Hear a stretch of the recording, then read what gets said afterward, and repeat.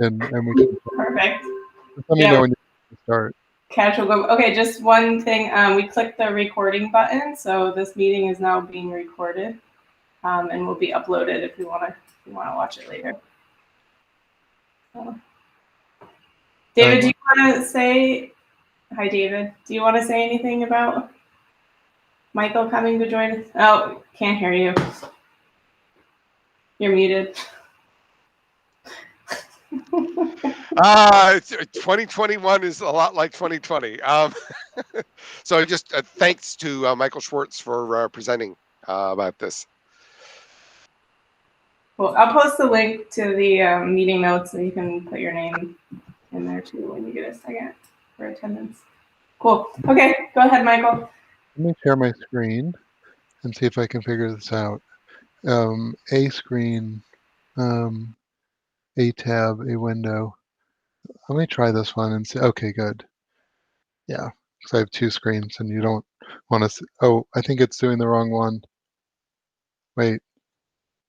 Let me try again. My screen and screen 2.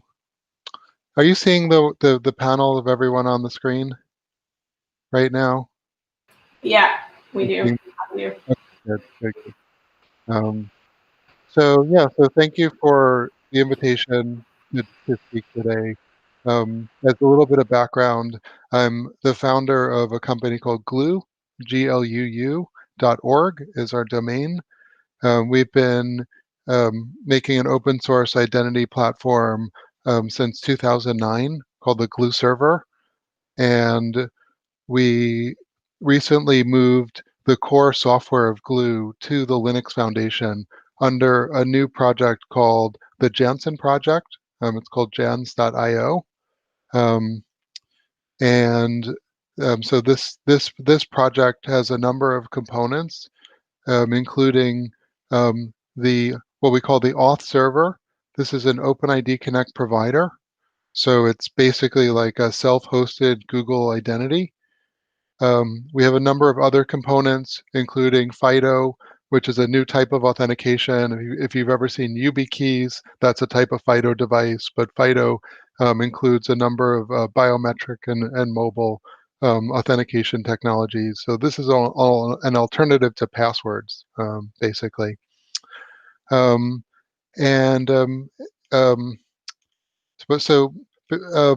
so the idea with Jansen is that a lot of companies these days are moving to self-hosted, or to cloud-hosted identity platforms like Okta and Auth0 and Google Identity and Microsoft Azure AD, and those things are great, but there's still a subset of companies out there that see this component as something that they need to build into their product, or for some reason they have economies of scale, or they have some other reason for security or privacy where hosting identity on a third party like Okta doesn't work for them, and they still need software to do this. And so that's sort of the market that we're in.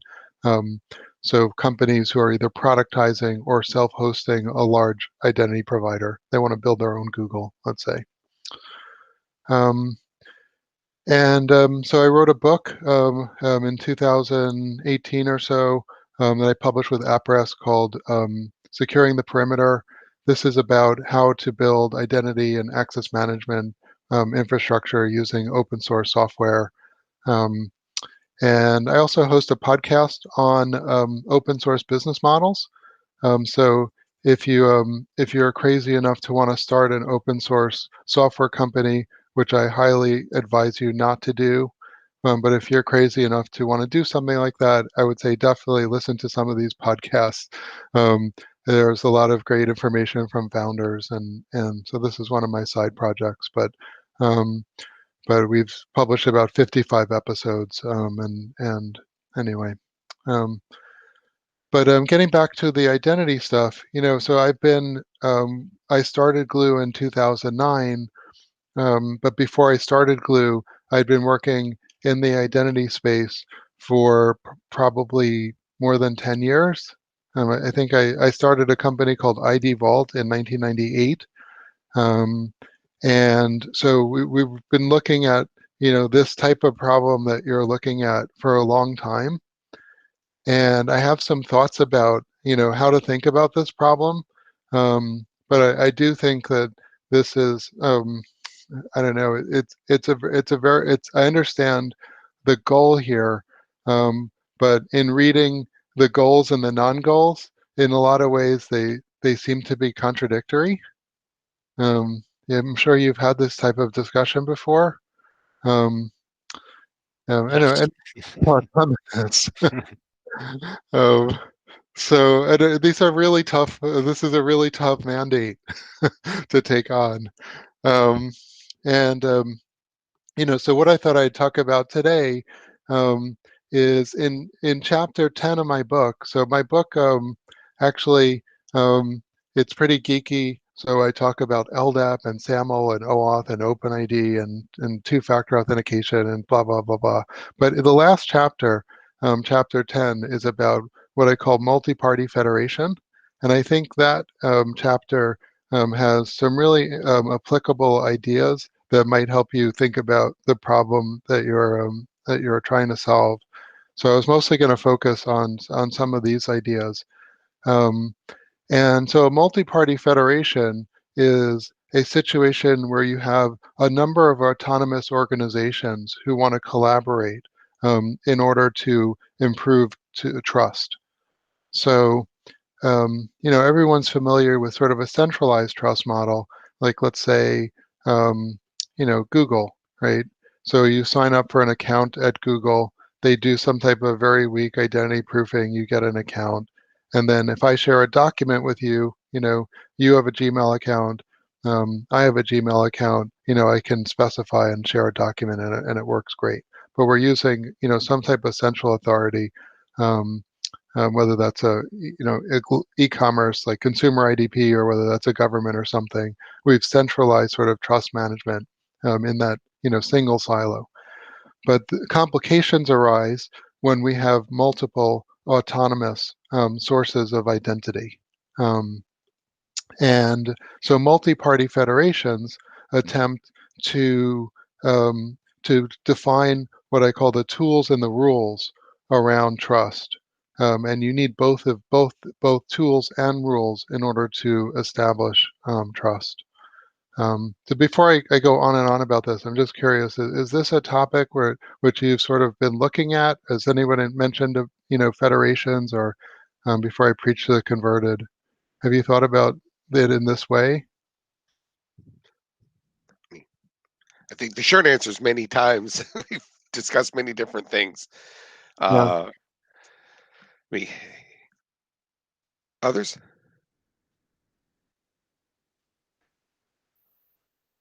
Okay, I'll keep going, and just if I'm just saying a lot of the same stuff that you've already talked about 10 million times, just let me know and I'll stop.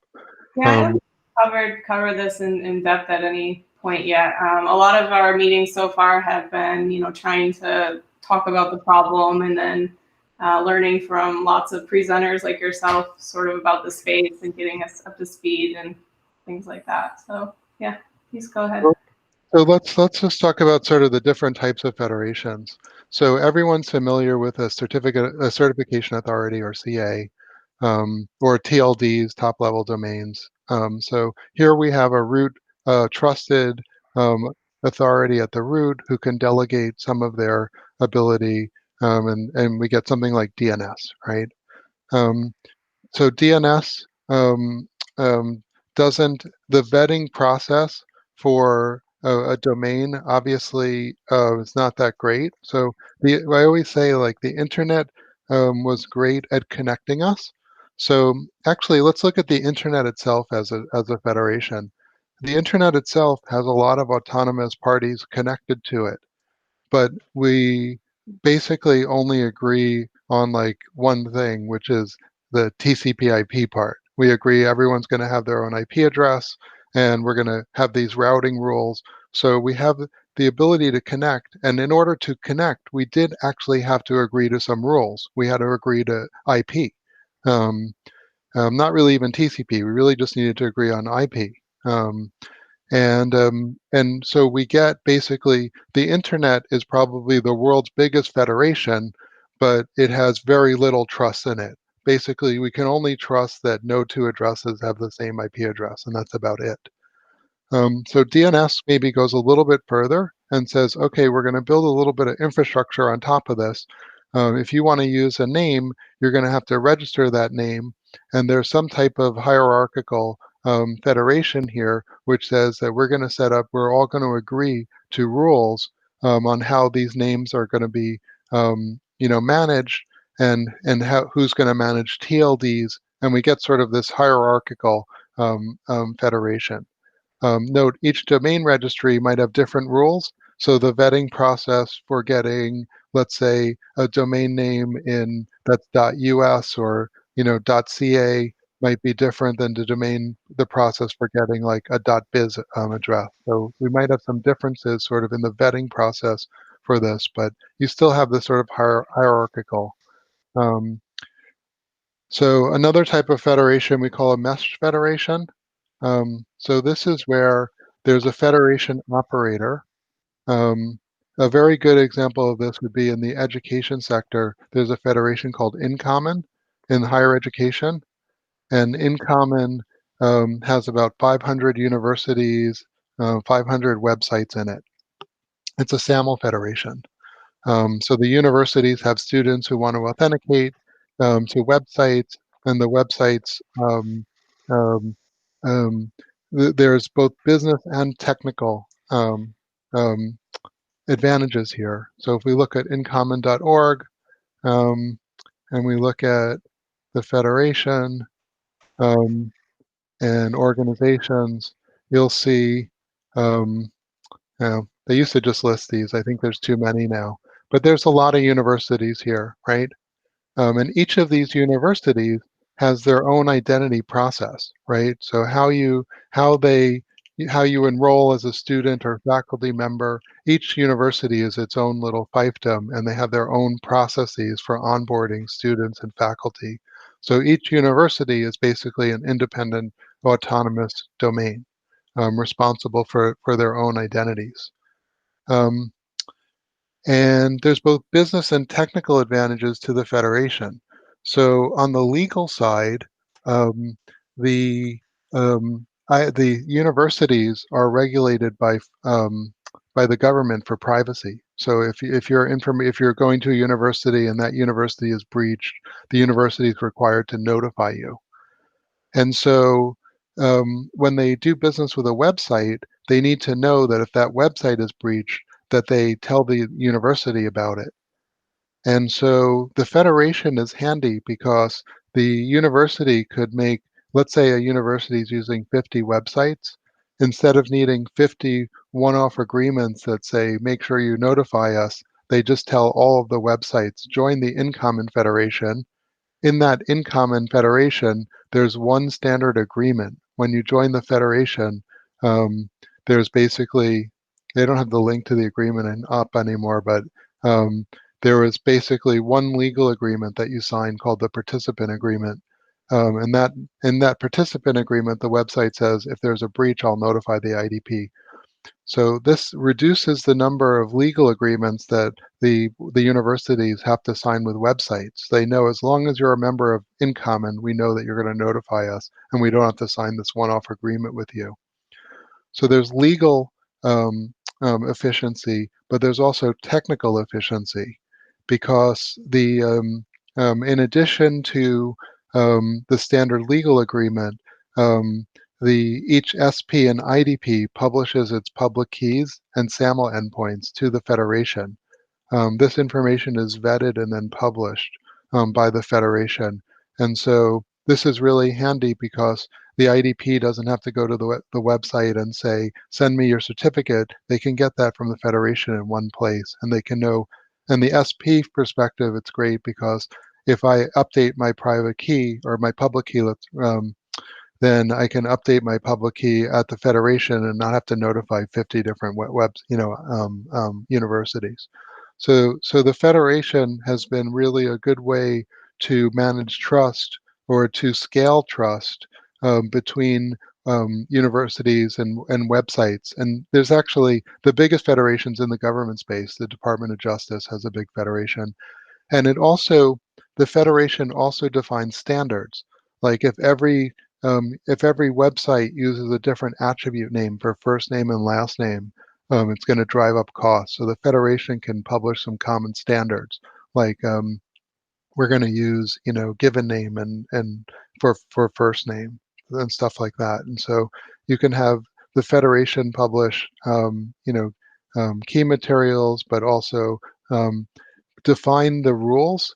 We're going to use this schema. We're going to disclose our identity process. We're not going to say you have to use this any particular identity process, but we're going to say you have to disclose what identity process you use in order to, and so we know we can make a decision about how much we can trust an identity coming from your IDP. So the federation is really good for, it provides both tools and rules. So the rules are the legal part and the standards, and the tools are things like the certificate publication service and the vetting process website and stuff like that. So another type of federation. So this is more of a centralized federation. It's a proxy federation. This is probably something that based on your requirements you wouldn't have. But in the banking sector in Canada, for example, all the banks are IDPs. If you're a website that wants to consume an identity and you want a bank verified identity, there's a company called SecureKey that runs a proxy, and they connect all the banks and they can connect your website. And this is sort of great because actually this entity sits in the middle. The federation operator sits in the middle. It makes it really easier for the SP to get connected. It's technically efficient. But it's from a privacy perspective, it requires a lot of trust of the central provider, and also the central providers in the critical path for authentication.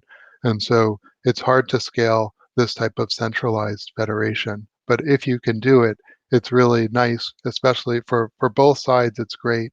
But there's also privacy issues around what data gets stored about the person, and what data passes through, and is that data in the clear. So it raises privacy issues because this federation operator in the middle can really see a lot of information, and there's a lot of privacy issues that get raised there.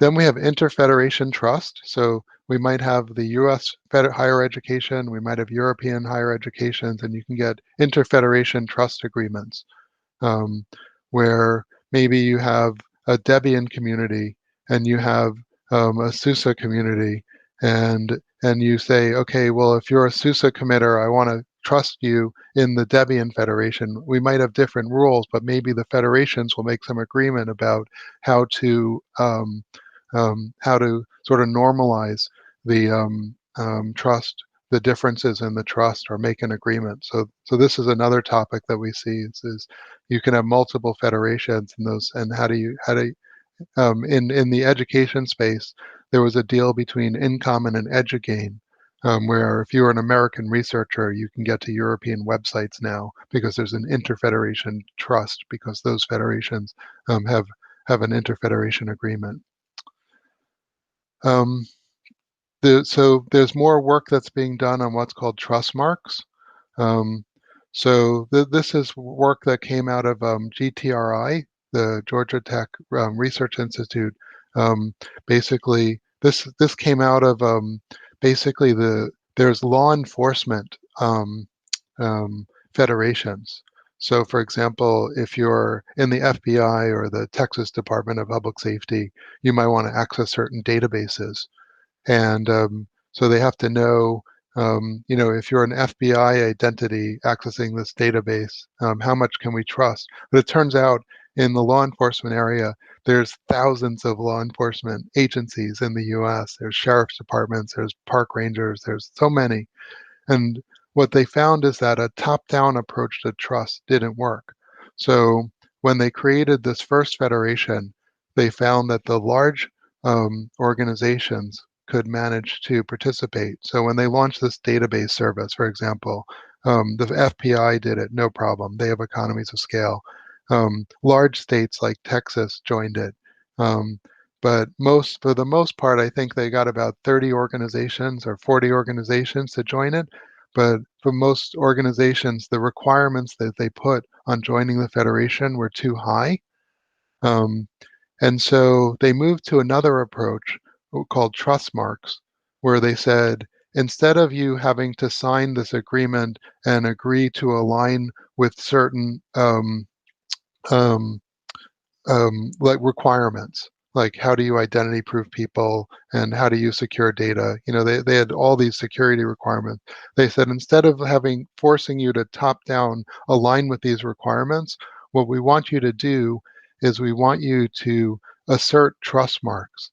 And they made a trust mark, which is like a little piece of XML that discloses a security policy. And they did like a mapping to a number of major security standards. And they said, just tell us what you're doing for security, and then we can have sort of an automated trust, sort of like we say, instead of us saying, this is what you need to access our system, we'll say, tell us what you do, what are your identity management and security policies, and then we'll make a decision based upon what you're doing if we can allow this transaction based on a risk analysis. There's also a JSON version of these trust marks too. So it's a way for an organization to sort of disclose in a standard format their security policies that allow the assessment of risk. And the idea is that a federation based on trust marks ends up being more inclusive of participants. Michael, what can I type into Google to learn more about the trust mark stuff? If you type in GTRI trust marks, I believe that'll that turns up this program. This was funded under NSTIC, the National Strategies for Trusted Identities in Cyberspace. This was a really great Obama program that, who knows, maybe it'll come back now. But the Obama administration invested basically money to make the internet a safer place. And this project from GTRI was funded as part of that. And they've really done a nice job. Chapter 10 of my book is also, I give a better overview than I just gave about trust marks. Yeah, so. Are they, just a question, are they automatable too? Like, or does a human have to sit on the other side and read the trust mark and then decide whether or not? The trust marks are JSON. Okay. So there's, you can read more about it, but basically there's like 1,000 trust marks. So they're very granular. So like, do you use strong passwords? How often do you change passwords? Are you using, I'm just ad-libbing here, but there's sort of a trust mark for like everything, every security policy. And then you sort of say, these are the security policies that I use. And then, but so yeah. Standard list of them. It was originally XML, but there's a JSON. There's also now a JSON mapping of this. It was XML because it was mapping to SAML stuff. Okay. But anyway, the getting back to your requirements, and so let's circle back to what you're trying to do and figure out how this helps you. So trust is basically derived. Maybe a good place to start is a self-sovereign identity. So this is the idea that I should be in control of my information. So it's an interesting starting point because I have this conversation with people about what information can I assert about myself that's actually useful. And it turns out there's not a whole lot of information that I think that's useful from a security perspective. So I can assert my preferred language is English, and you have no reason not to believe me. I can assert maybe what my email address is, but there could be some doubt about that. I probably would want to know from the email provider itself that actually, like if I want to assert that my Gmail is nynymike@gmail.com, you probably can't believe me. You probably have to go to Google. In fact, the whole purpose of OpenID Connect was to enable websites to verify the email address, third parties to verify the email address, the Gmail address of a person. That's really important for e-commerce, obviously. So yeah, I can't even assert my email address. So there's very little. Most valuable information is actually asserted in the context of some third party. So if I want to tell you that I'm licensed to drive, um, probably it'd be more useful if I tell you that the state of Texas has granted me the license to drive.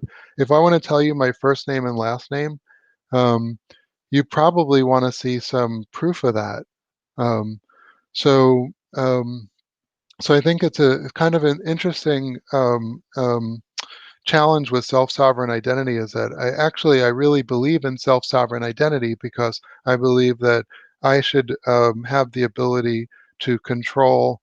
I should be able to assert information about myself, like maybe I want to be authenticated at Google. So I think it's an important piece of the puzzle, but I think it's in a lot of the stuff that you want to know really needs to be somehow vetted. And normally vetting has to happen by some type of third party that's going to assert information about you. So when you say no formal type of vetting or verification, that almost by default means like you're not really going to be able to have much trust in this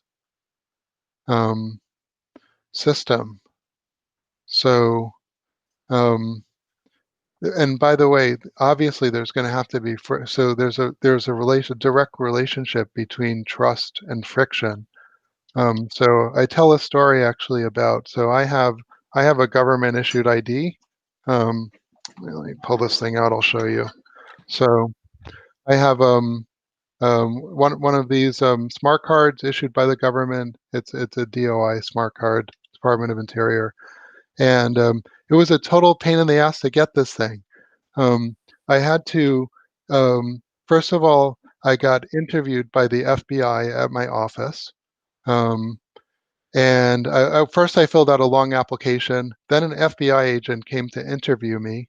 And then they said, okay, you've been approved. And I had to drive to Temple, Texas, which is like an hour north of Austin, in order to get basically, they took my photograph and my fingerprints. And they said, okay. Then they notified me a month later and they said, okay, you can come pick up your card. And I was like, what do you mean? Can't you FedEx this thing to me? I have to drive an hour, 2 hours there and back to pick up the card. But actually, they cannot hand me the card because how would they know that I'm the one who really got it? When I went to pick up the card, they re-interviewed me. They checked my high-resolution fingerprints. They photographed me. They handed me the card. So that process has a lot of integrity. So when I use this card to authenticate, they're pretty sure that I'm the one that, there's a chain of, we identity proofed you, and then we handed you this card, and unless you lost that card, we can be pretty sure that you're the one on the other side of the terminal, this digital connection. So you can reduce, every time you reduce the friction, though, there's a compromise. You might be familiar with the NIST, the old NIST level of LOA, LOA1, LOA2, LOA3. So LOA level of assurance 3 requires that level of assurance 2, I should say, requires in-person identity proofing. That means that you go somewhere, present your ID to a person, that person looks at you and looks at your ID, says, yes, that's you, and then you get your credential. So any type of identity system that doesn't include some type of in-person identity proofing would be limited to level 1 assurance level. Level 3 requires that the identity credential presented is checked by the issuer. So I have to show my driver's license, but then you have to call the Texas State Department of Public Safety and verify that this is actually a valid driver's license. So, so for level 3, you have to verify with the issuer. In level 4, there's even more requirements on identity proofing and vetting and verification. So without this, without vetting and verification, you're limited to level 1 assurance level according to the old NIST guidelines, and you can never really exceed that. So yeah. So a couple thoughts on that. One, I think like part of that I think is like what you're describing is identity proofing, which is effectively tying your digital identity back to a real world identity,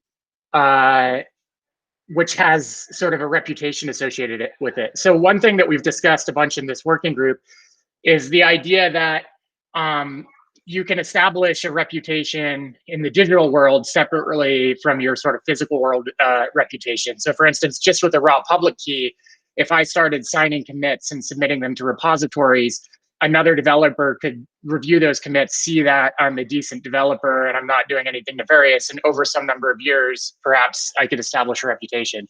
So I think that's one idea we've, I think, talked a little bit about. And then another is making the process of asserting information about an identity more egalitarian. I'm not sure I'm using the right word there, but yeah. Rather than centralizing the authority of making these assertions in a small number of parties, having an ability for anybody to assert about anybody, which is sort of how some of the web of trust models work. Right.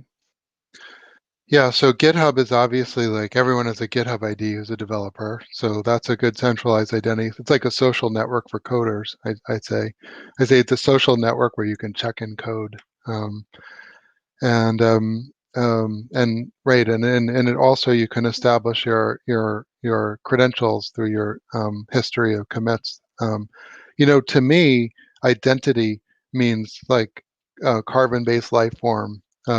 So I know people talk about device identity and they use identity to, there are other things that could be identified.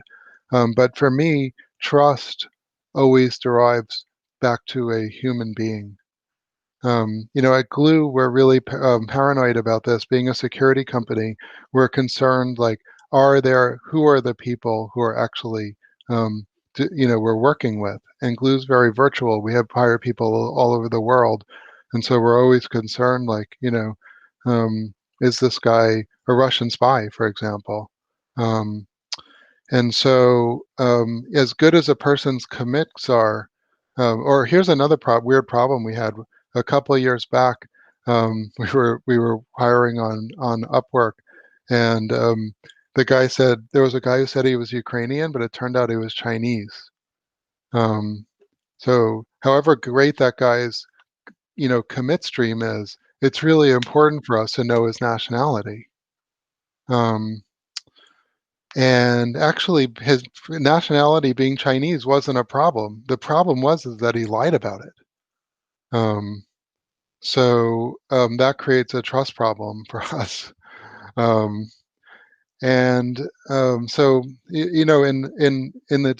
when I talk about digital identity, there's this impedance mismatch between analog and digital systems, whereas a analog carbon-based life form, I have to interface with my device or my laptop or whatever, and so there's this mismatch of when I assert my identity digitally, there's this disconnect between how as a person I do that and how if I could just connect my finger USB into my computer, it would be perfect. And maybe biometrics do that to a certain extent, although I still think they're just overcoming that mismatch in a different way. So to me, digital identity is about how do we how are we ultimately able to map back a a digital identity back to a real person, and then what do we know about that person, or who knows about that person? I maybe don't need to know about that person. I don't need to know who that person is if I trust somebody who says they do. So in OpenID Connect, we have this thing called Pairwise Identifiers, where if I am, my IDP, Google, let's say, doesn't tell you what my Gmail address is, or Google doesn't do this, is a bad example. But let's say if you have an IDP that's more privacy conscious, you could just release a pairwise identifier, which would be different for every website. So if I log into, let's say, abc.com as my IDP, and I go to website 1, 2, and 3, my IDP would release a different username basically for each website. And that way I can't be correlated around these websites. In SAML, we call this persistent non-correlatable identifiers. In OpenID, it's called pairwise identifiers. So in a way, sometimes I don't need to know. So let's take university setting.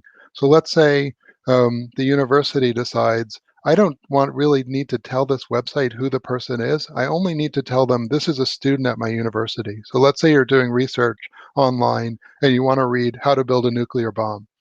And you're like, I'm curious, I'm academically curious how hard it is to find out this information. But you don't want to search how to build a nuclear bomb lest the FBI show up and start asking you questions.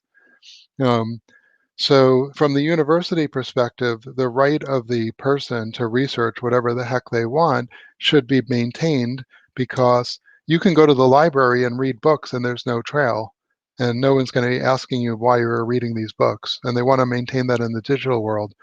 So this is a good use case for pairwise identifiers. And so from the content provider perspective, they have valuable content, right? They're giving you published books, and they want to know that they only want to allow you access to this published content if you're buying a license from them. But from the university's perspective, I don't need to tell you who the person is. I just need to tell you this is a student at my university, and my university has a license to your content. And so I think, but ultimately, should something bad happen, um, so let's say it turns out that wasn't a student, it was actually a terrorist, then we still want some accountability, some way for the publisher to say, well, this transaction where you said we didn't need to know, well, actually we have a subpoena and we need to know who it is. So can you help us figure this out? So the trust between the university and the publisher could be sufficient. So I think this is why I always talk about trust and interdomain trust as so important, because it turns out it was really easy for us to connect on the internet. We figured that out in the 90s, but we didn't figure out how to create trust between domains. And that's been left to, I mean, in a large part, social networks and consumer IDPs have filled that gap. But it's a really, really tough problem. And I think individuals have been kind of screwed in the process because they don't have economies of scale. So we see a lot of contracts of adhesion. A contract of adhesion is where you have to sign it or you basically are excluded from society. So I could not join Instagram, but my daughter's on Instagram, and that means I wouldn't be able to see her pictures. We have a lot of these bad deals where we can either take it or leave it contracts, right? So what my feeling has really been is that consumers lack, and this goes for developers too, they lack economies of scale in negotiating. You can't negotiate with GitHub on their privacy agreement. You can't even read their privacy agreement, it's too long. So where I feel like federations could help is that federations could perhaps give collective bargaining power to a group of individuals. So self-sovereign identity or web of trust type of ideas are technical solutions, but actually it's not just the tools that you need, you also need rules in order to convey valuable information that creates trust. And federations provide an opportunity to create economies of scale that work for the consumer. A good example I like to give is, remember Consumer Reports? So I don't know if people read magazines anymore, but so individual consumers don't have the time to like review products, but by pitching in like $12 a year, and millions of people do that, and then Consumer Reports, the consumer union can review products. Or another good example is the IDF in Israel has a buyers club.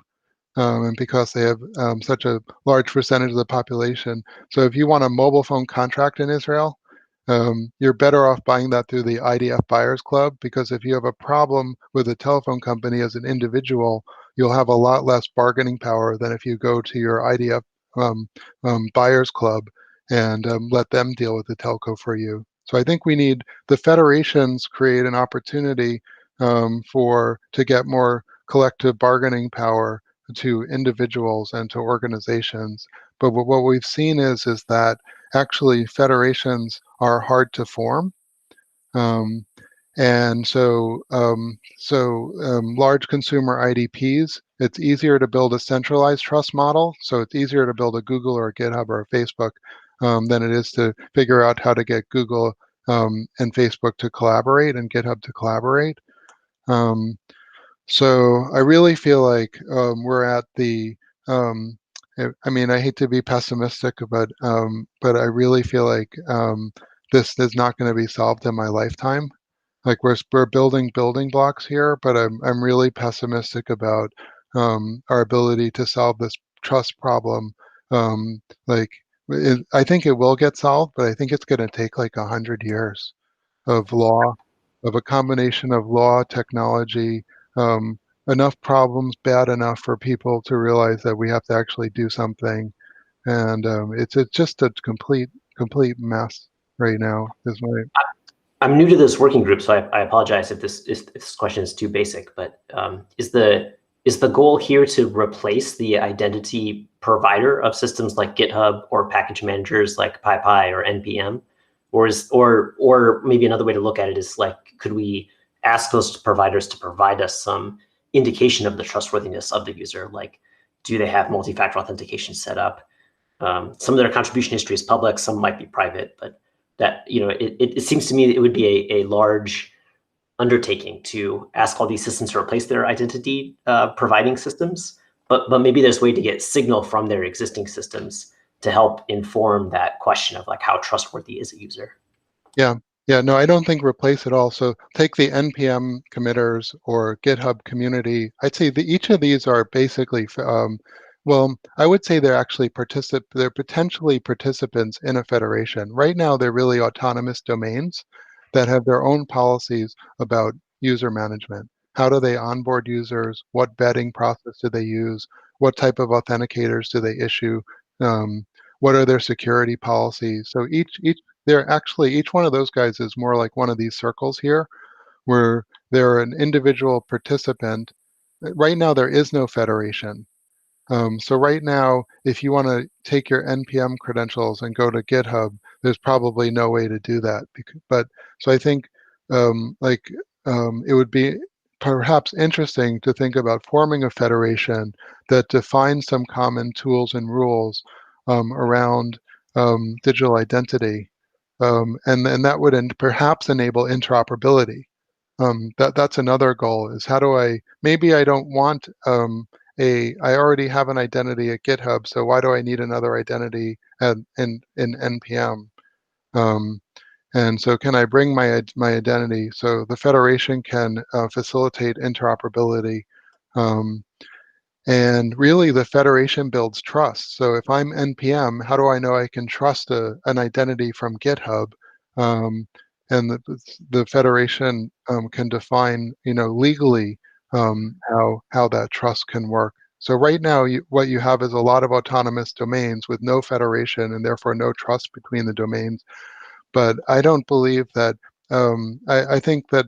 So we're gonna. always have each domain ultimately needs to be responsible for um, um, even if I don't have a password in, let's take the GitHub NPM example. Even if I don't have a credentials in NPM, I still need an account in NPM because they need to track me and they have their own permissioning system. So we're never going to stop each domain from holding from holding accounts. What's in those accounts, whether they have credentials associated with them like passwords or other FIDO tokens, or whether they're using a pointer to credentials that's somewhere else, or what attributes they hold about, that's another question. And by the way, one of these circles could be self-sovereign identity. So if you're perhaps your own identity provider, or you're using some type of decentralized identity, maybe this is a DID, a reference to DID, but if you want to use that DID at a site, you maybe also need some normalization of trust. Does that answer your question? Yeah, partially. I guess. I guess it's a big question. That's a good way to think about it, though. Yes, let me jump in here a little bit, because I think there's two different kinds of questions. One is what is this group doing?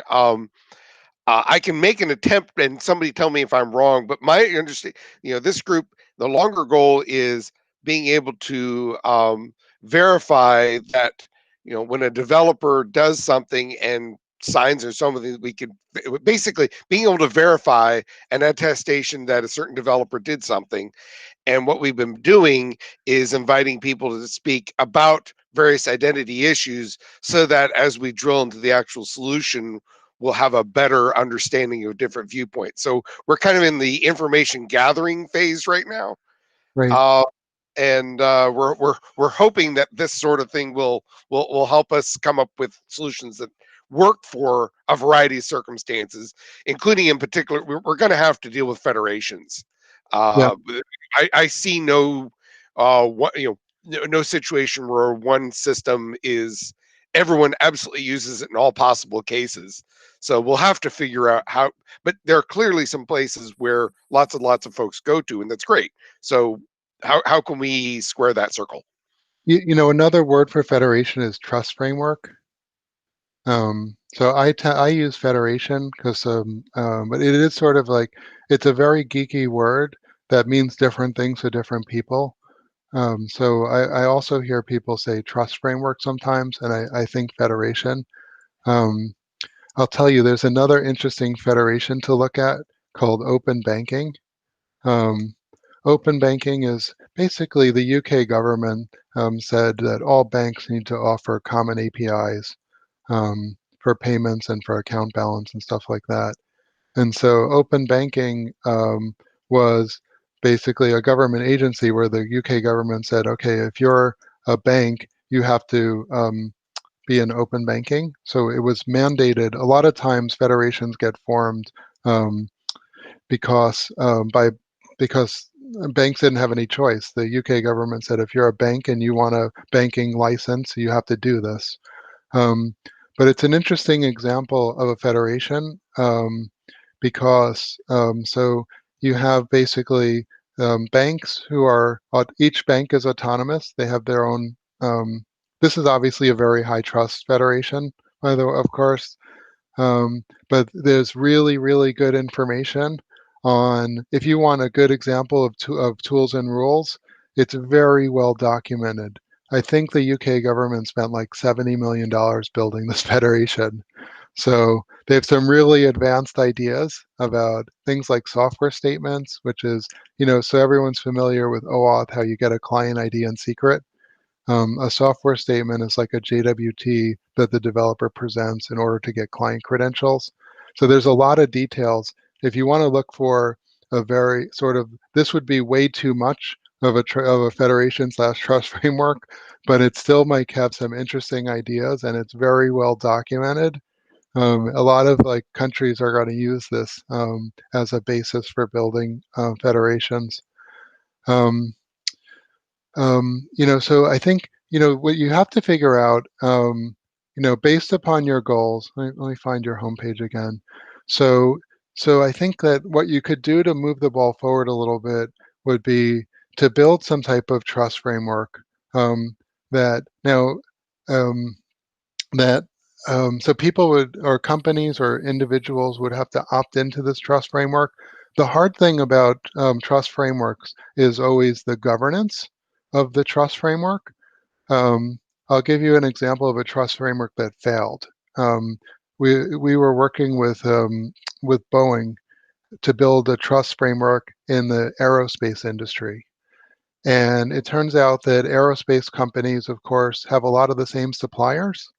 And so it would have been useful for them to have a federation in the aerospace industry to reduce costs and drive interoperability.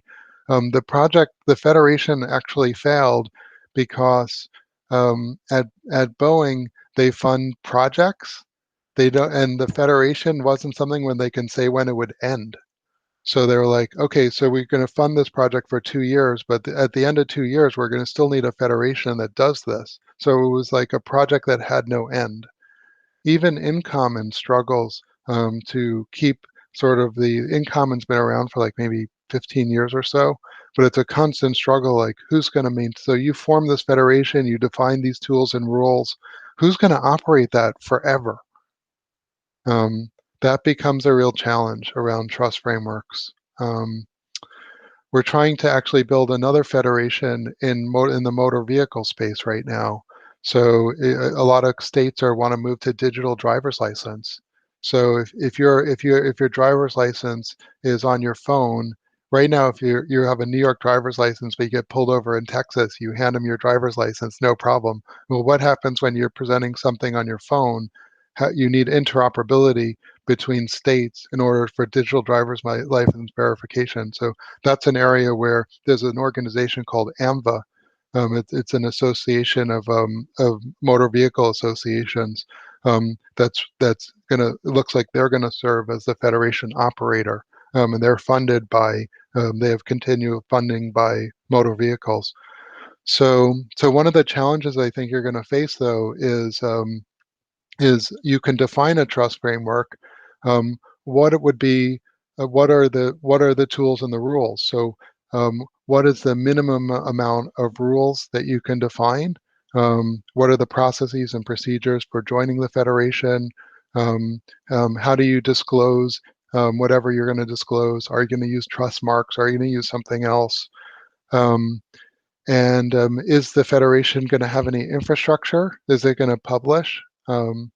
So one of the actually in we had proposed a standard at Kantara called Otto, and this was what are the APIs to publish federation metadata? So we actually ended up giving up on this standard because we didn't have a federation that was ready to implement it. And you need adoption. Adoption's more important than actually than writing the standard. So, but how do you, let's say you're a participant of the federation and you need to update your keys. Is there an API that you call? Or let's say you need to, so what's the infrastructure of the federation? What are the APIs? Like the open banking has a way that you can update your information with them. InCommon has a website where you can update your information with them. So what type of infrastructure are you going to use to implement this trust model, and who's going to operate that infrastructure forever?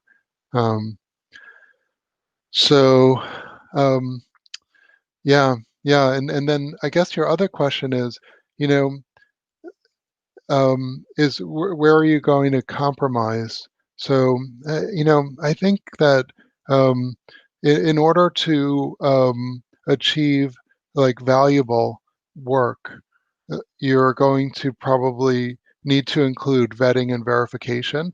But I think that your position should maybe be more flexible and say that we're going to support a range of trust models. So what they figured out in the police federation was that it would, if we say that everyone is going to have to be level 4, there was like 30 organizations that could join. But by relaxing the requirements around verification and vetting, we can get, maybe hundreds of police departments that could participate. So what I would say is that don't throw out vetting and verification, because that will limit the usefulness of your work for high security and high value software. But don't say that just because maybe you're an organization that doesn't do any vetting or verification, maybe I don't care if I'm writing, let's say, maybe a chess playing algorithm. Maybe I don't really need to know the identity of somebody. I don't care if they're Russian or Chinese. But if we're writing security software like the Janssen project, maybe we really do need to know who everyone is. And because that's going to be used for government and military, and we need to maybe have more, a stronger process in order to write this type of infrastructure software. So anyway, it's a really gargantuan task. I don't know if you know what you're trying to do and how difficult it is. Maybe it's starting to come out, but Yeah, you bring up a lot of good questions, a lot of good stuff for us to think about. Unfortunately, I just looked at the clock. I didn't even realize we were at time now. This has been super interesting and valuable. I'm looking forward to going back and actually watching the recording a bit more. I think, I would love to continue this discussion since we ran out of time today, but I don't know, Michael, if you'd be willing to join us again. There might be more questions here, or it would be super interesting to talk about this a bit more. Maybe we can update some of our wording on the site too. But I'm happy to help a little bit technically. I'm not traveling these days, so it's kind of to be just sitting at home. So yeah, thanks for the invitation, and just let me know if I can provide some practical help. And chapter 10 of my book is actually not a bad place to start too. Awesome. I'm definitely going to check it out. Cool. Well, thank you again for joining, and I have to run to another meeting, but good seeing everyone. Welcome back, and looking forward to what we do in 2021. Yeah. Yeah.